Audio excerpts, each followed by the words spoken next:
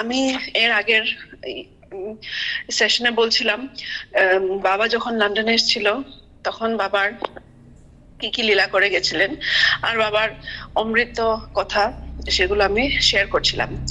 তবে আমাকে একটা পার্সোনাল বাবা একটা নির্দেশ দিয়েছিল যখন 2011-তে এসেছিল।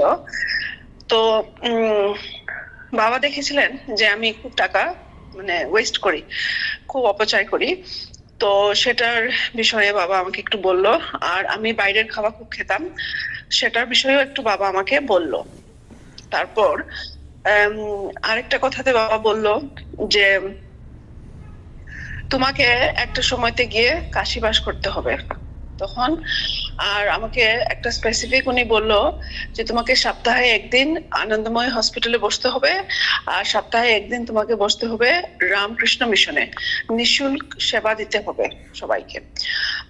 তো সেটা 2011-তে বাবার বাণী বা একটা নির্দেশ আমাকে দিয়ে গেছিলেন। তখন আমি সেটা এক কানে শুনেছি আর এক কানে বের করে দিয়েছি, সেটা এত গুরুত্ব দেয়নি। এটা তো তখন আমি ভাবতেই পারিনি এই ধরনের একটা পরিস্থিতি কোনোদিন আসবে, আমি বেনারসে রিলোকেট করব, বা এটা একটা অনেক ভবিষ্যতের কথা। তখন বাবা আমাকে বলল, হ্যাঁ এটা এখনের কথা না, তবে এটা ভবিষ্যতের কথা বলছি। তো যাই হোক, কিন্তু এই যে বাবা যে তখন 2011-তে যা কথা বলে গেলেন, উনার ব্রহ্মবাক্য, উনার দূরদর্শিতা, উনার অন্তর্যামী, এটা কিভাবে এই 2025-এ কিভাবে এটা বাবা অপ্রকট লীলায় সেটা কিভাবে বাবা এটা নিজের কথাটাই বাবা কিভাবে রক্ষা করেন, এটা আমি আজকে একটু শেয়ার করব। তো 2025-এ বাবা যখন দেহ রাখলেন তখন আমি তো 1 মাসের জন্য চলে এসেছিলাম, মে মাসে। আর প্ল্যান ছিল যে আমি মে মাসের শেষের দিকে আমি চলে যাব, কিন্তু আমি রিটার্ন টিকিট কাটিনি। তো যেহেতু আমি বাবার 11 নম্বর ফ্ল্যাটে বসে রিটার্ন টিকিট যখন কাটছি তখন সন্ধ্যা বাজে 8টার সময়, তখন একটা অদৃশ্য শক্তি এসে আমার হাতটা এমন ভাবে আমার চশমার দিকে নিয়ে গেল, চশমাটা পুরো ছুঁড়ে ফেলে দিল। কিছু একটা চোখে লেগেছিল হয়তো, আমি ঠিক করতে গিয়ে চশমাটা পুরো পড়ে গেল, আর এমন ভাবে পড়লো যে চশমা ভেঙে গেল, পুরো চশমা ভাঙা। এবার তো আমি এই অবস্থায় তো আমি টিকিট কাটতে পারবো না, আর চশমাটা তো ঠিক করা এখন প্রায়োরিটি, কারণ আমি চশমা না পড়লে কিছুই দেখতে পাচ্ছি না। কোনো মতে আমি শান্ততাকে খবর দিয়ে আমরা রাত 8:30-টার সময় গেলাম চশমার দোকান খুঁজে খুঁজে। তারপর গিয়ে 9:30-টার মধ্যে আমার চশমাটা, আমি একটা নতুন চশমা নিয়ে ওই লেন্সটা ফিট করে কোনো মতে আমি কাম চালানোর জন্য একটা ব্যবস্থা করলাম। তখন আমি শান্ততাকে কথাটা শেয়ার করলাম কি হলো আজকের ঘটনা। তখন উনিও একটু এটার বিষয়ে চিন্তা করলেন। আর তখন আমিও ভাবলাম যে কি আমি যাওয়ারটা কি এখন টাইম হয়নি, নাকি আমি যাওয়াটা ঠিক না, নাকি এটা একটা বাবারে একটা মেসেজ যে আমার এখন যাওয়া উচিত না। তো সেভাবে আমি এটা একটা বাবার মেসেজ বলে আমি যাওয়াটা ক্যান্সেল করলাম। তো সেরকমই আছি ঠিক 2 মাস পরে জুলাই মাসে, জুলাইয়ের শেষের দিকে বা জুলাই মাসে একজন ভক্ত এসছে। এরা কিন্তু বেনারসে থাকে, আর এরা এখানকারই লোক, আর বাবার অনেক পুরাতন ভক্ত। উনি আর ওনার বউ এসছেন। আর এসে ওনার মুখ থেকে আমাকে দেখে একটা কথা বের হলো যে তুমি আনন্দময় হসপিটালে যাওয়া শুরু করো। তো উনি একটা অসাধারণ কথা বললেন, উনি আমার বিষয়ে কিছু জানেন না, আর উনি চট করে এটা কথাটা বলাটা আমি ভাবলাম যে ওনার মাধ্যমে বাবাই কিছু একটা ইঙ্গিত দিয়েছেন। তো আমি ওনার কথাটা আমি সিরিয়াসলি নিলাম, নিয়ে আমি কয়েকদিনের মধ্যে আমি আনন্দময় হসপিটালে গেলাম। গিয়ে তো হসপিটাল তো আমি কাউকে চিনি না, আর তার আগে আমি কোনোদিনও যাইনি এই হসপিটালে। আর আমার মনে আছে বাবা যখন শরীর থাকতে আমাকে বিএইচইউ পাঠাতেন, বা মামনি দিও একটা ইচ্ছা প্রকাশ করেছিল যে বিএইচইউ তে মাসি তুমি কাজ খুঁজো, কিন্তু আনন্দময় হসপিটালের কথা আমাকে সেরকম রিসেন্টলি কেউ বলিনি, ওই 2011-তে বাবা বলে যাওয়া। তো যখন আমি কাউকে চিনি না তখন আমি একজন জাস্ট রাস্তার লোকে বলবো, হসপিটাল কম্পাউন্ডে একজনকে জিজ্ঞেস করলাম যে এখানে অধিকারী কেউ আছে, এখানে কার সাথে আমি কথা বলবো। তো উনি আমাকে একটা অফিস দেখিয়ে দিলেন। তো অফিসে গিয়ে যখন আমি নক করে দরজাটা খুলি, আমার সামনে যে বসা আছে উনাকে দেখে আমি একদম হতভম্ব হয়ে যাই। যে ব্যক্তিটা বসা ছিল সে ব্যক্তিটা ছিল অ্যাকচুয়ালি বিএচইউর এর লোক। আর বাবা যখন শরীর থাকতে উনি আমাকে প্রিন্সিপাল অফিসে নিয়ে যেতেন, উনি আমাকে ইন্টারভিউর জন্য আমাকে চেষ্টা করিয়েছিলেন। আর উনি খুব ভালোভাবে জানে বাবার ইচ্ছা ছিল মানে তখন আমাকে বিএচইউর প্রিন্সিপালের সাথে দেখা সাক্ষাৎ করানো। উনি ইনস্ট্রুমেন্টাল ছিলেন, আর বাবার উনি পরম ভক্ত।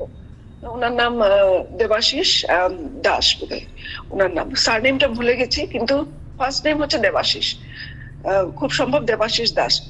তো উনি আমাকে দেখে উনিও খুব চকিত হয়ে গেলেন, বললেন আরে তুমি এখানে? আমি বললাম হ্যাঁ, আপনি এখানে কি করছেন?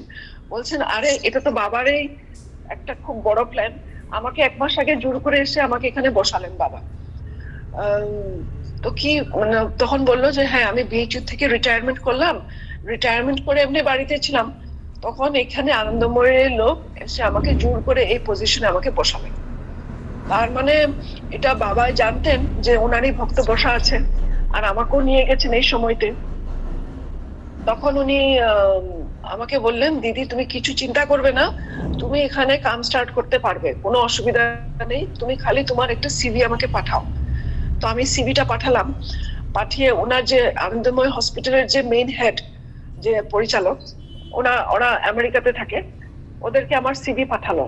বেশ 1-2 সপ্তাহের একটা গ্যাপ ছিল, তারপরে আমাকে ফোন করে দেবাশিস দাই বললো যে হ্যাঁ তুমি চলে এসো, তুমি তোমার জন্য একটা স্পেশাল চেম্বার দেওয়া হবে, তুমি কতদিন কাজ করতে পারবে? আমি বললাম আমি সপ্তাহে এখন বর্তমান 1 দিন করবো কাজ। বললো ঠিক আছে সেভাবে চলে এসো। তো আমি গেলাম, গিয়ে আনন্দময় হসপিটালে তো আবার কাউকে চিনি না, শুধু দেবাশিস দাকে চিনি। আমার পরিচয় করে দিল যে হসপিটালের স্টাফ যারা মানে কার্যকর্ম যারা ইয়ে করে, মানে হিউম্যান রিসোর্সেস অফিসটা যেখানে অল ক্লারিক্যাল স্টাফ বসা থাকে, ওরা আমাকে লেটার প্যাড স্ট্যাম্প সবকিছুই জোগাড় করে দেবে সেভাবে একটা। আর আমার জন্য একটা রুম ওরা রেডি করলো। তো রুমটার মধ্যে আমি একাই বসা। তো সেদিন পুরো সকালটা আমি খুব এক্সাইটেড, আমি বাবার ফটো নিয়ে গেছি, বাবার পুজো করলাম, সেরকম করে আমি বসা। তো প্রথম দিন তো আর পেশেন্ট আসেনি, আর তারপর একটু পরে একজন ডাক্তার এসে আমাকে ডেকে নিয়ে গেল। তো ডেকে নিয়ে আমাকে বলল যে তোমাকে উপরে ডাকছে। তারপর আমাকে ঘেরাও করে বেশ কয়েকজন ডাক্তার আমাকে ওরা ঘেরাও করে আমাকে প্রশ্ন জিজ্ঞেস করা শুরু করলো যে কি ব্যাপার, আপনি এখানে এসেছেন, আপনি কে? তো জিজ্ঞেস করলো তোমার কি এখানে রেজিস্ট্রেশন হয়েছে ইউপি গভর্নমেন্টের? আমি বললাম না। তো কি লাইসেন্স এখানে প্র্যাকটিস করতে এসছো? আমি বললাম আমি তো লন্ডনে চাকরি করি, আমি সেজন্য এখানে এসেছি ওই একই কাজ করার জন্য।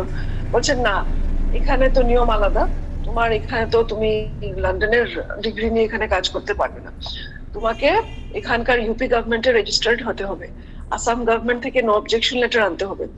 আমাকে ওরা পুরো প্রসেসটা বুঝিয়ে দিল, আর প্রসেসটা খুবই কমপ্লিকেটেড প্রসেস।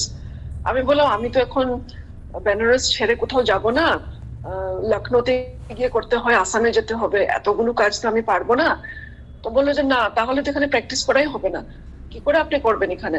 তারপর আমাকে খুব ভয় দেখালো, বললো যে এরকম একজন ওয়েস্ট বেঙ্গল থেকে একজন এসেছিল ডক্টর, উনি একটা প্রেসক্রিপশন লিখছে আর ইউপি গভর্নমেন্টের রেজিস্ট্রেশন নেই, ওনার ওষুধ খেয়ে রুগী অসুস্থ হয়ে গেছে, তারপর ওনার এগেনস্টে পুলিশ কমপ্লেন হয়ে গেছিল, তারপর উনি নাকি পালিয়ে চলে গেছে। এরকম আমাকে অনেক ভয় দেখালো। তো আমি বুঝতে পারলাম এরা চায় না আমি এখানে বসাটা। আমি বললাম ঠিক আছে, আর আমি এখানে বসবো না, আর আসবোই না। ওরা খুব খুশি হলো শুনে, হ্যাঁ হ্যাঁ এখানে আর এখন আসার দরকার নেই, তুমি আগে তোমার রেজিস্ট্রেশন সব ঠিকঠাক করো, তারপর তুমি আসবে। তো আমি এগুলো শুনে খুব মনটা দুঃখিত হয়ে আমি দেবাশিস দার কাছে আবার গেলাম, বললাম যে দাদা আমার তো রেজিস্ট্রেশন নেই, আমি কি করে এখানে চাকরি করব, আমার তো এখানে হবে না। তো প্রথম দিন যা বসলাম সেটাই, তারপরে আমি প্যাক আপ করে আমি আশ্রমে চলে এসেছি। তারপর আমি ভাবলাম যে হয়তো আমার এখন টাইম হয়নি, এখন আমার কিছুই হবে না।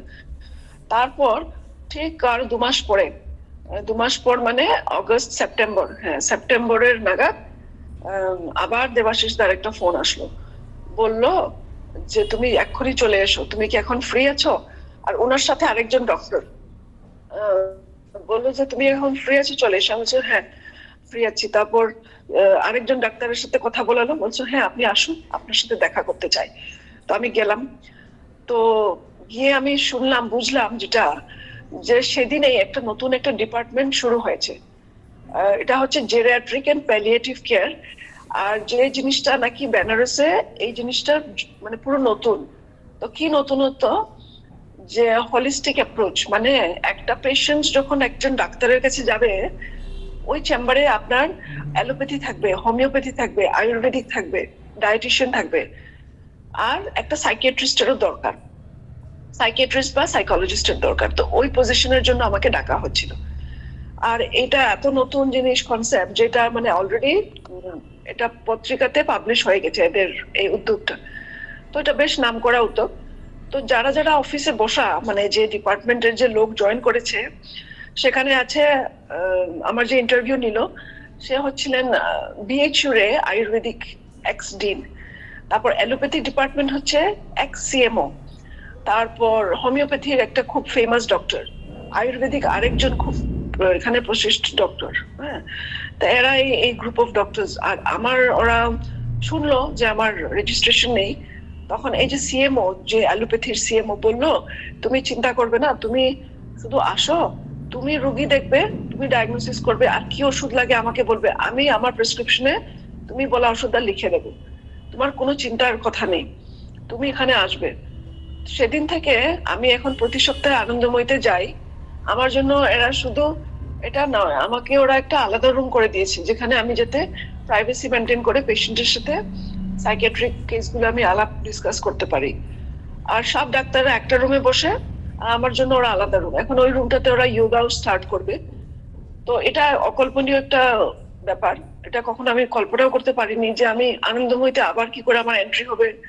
রেজিস্ট্রেশনও নিয়ে সবাই জানে, আর আমার থেকে ওরা কোনো মানে এক্সপেকটেশন নেই, শুধু বলে যে তুমি আসো, বসো। আর এবার রোগীরাও আসে, প্রতি সপ্তাহে আসে, এসে ওরা বসে থাকে, আমি আসবো, এসে আমি কিছু ওষুধও দেই না, কিছু না, ওদের সাথে শুধু কথা বলি।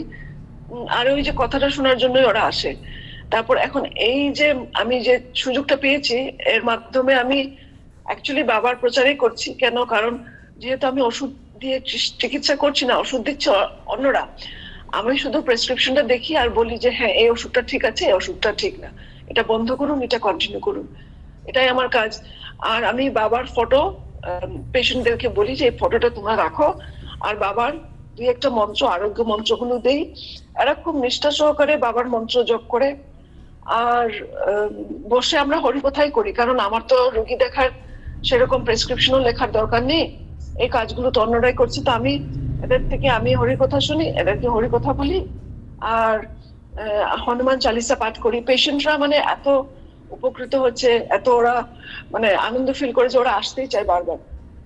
তো এটা একটা অসাধারণ একটা এক্সপিরিয়েন্স চলছে, বর্তমান কালীনে চলছে। আর কিভাবে বাবা এই অপ্রকট লীলা করালেন। আর এই এরার মাধ্যমে আমরা প্রথম হেলথ ক্যাম্প করলাম এই বেনারসে। কারণ আমার এখনো মনে আছে, রামনগরে কয়েক বছর আগে আমি বাবাকে জিজ্ঞেস করেছিলাম যে বাবা, অনেক যখন আমরা রোগী দেখছি, আমিও পেশেন্ট দেখছি, বাবাও দেখছে, তো আমি বললাম বাবা একটা হেলথ ক্যাম্প করলে কিরকম হয়। বাবার মুখটা একদম উজ্জ্বল হয়ে একদম হাসি, বললে খুব ভালো কথা।